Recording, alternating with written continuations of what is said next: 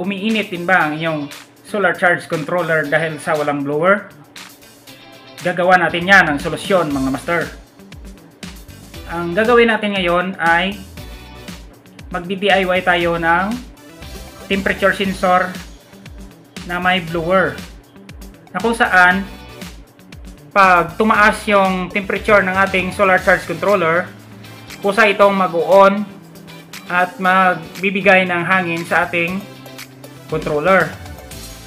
At kung bumaba naman ang temperature ng ating controller, ang temperature sensor na blower natin ay kusang mag-off o mamamatay yung hangin niya. So, simulan natin. Let's go!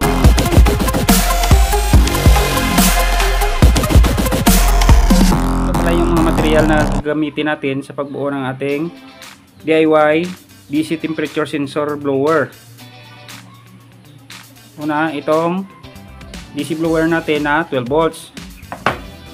Tapos, gagamit tayo ng aluminum chassis.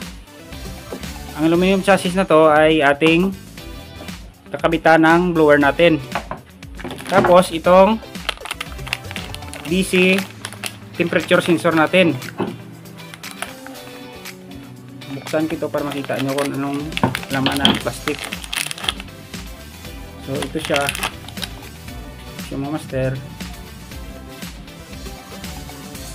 ang kanyang supply nito ay 12 volt DC, at saka ito yung temperature sensor nya. Ang purpose nito ay nagdi-detect ng init ng ating solar charge controller.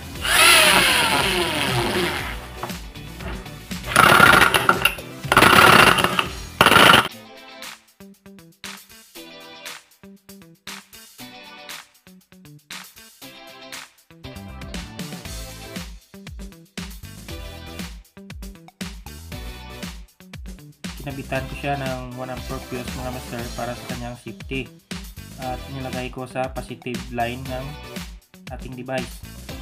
Ito ang 1 ampere crystal fuse natin.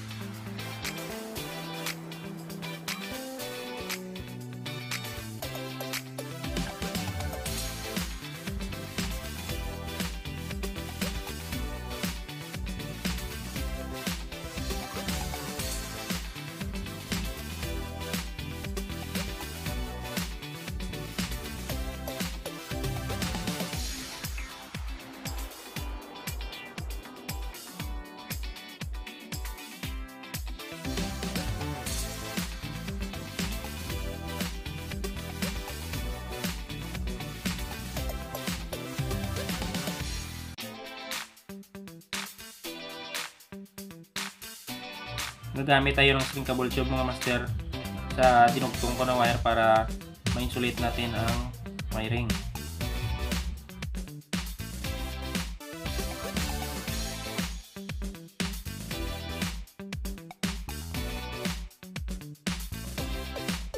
Sisindihan natin ang lighter mga master para kumapit ang ating string cable tube.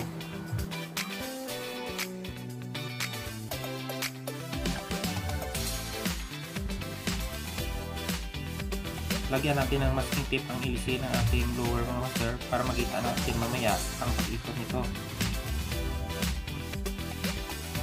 Gagamit pala ako ng 12 volt na battery pack para ating matest ang aking ginawa na temperature sensor mga master.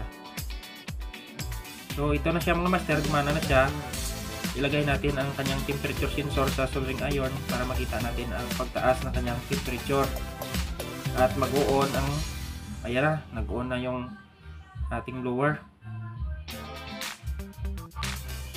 Antayin lang natin na bumaba ang kanyang temperature sa 38 para makita natin ang pag-off ng kanyang blower.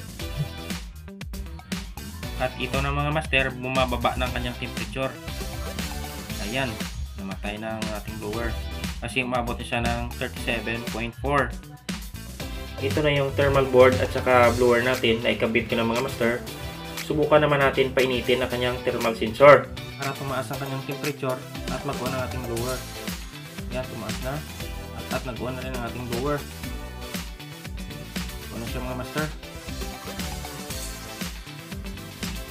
Ayan, unti-unti nang bumababa ang kanyang temperature dahil hindi ko naman ay naikabit sa controller ang thermal sensor natin. Kapag nakaabot na ng 38 degrees Celsius ang pagbaba ng ating temperature sensor, kusa lang yan mamamatay ang ating thermal board dahil sa automatic yan. Yan, bumababa na.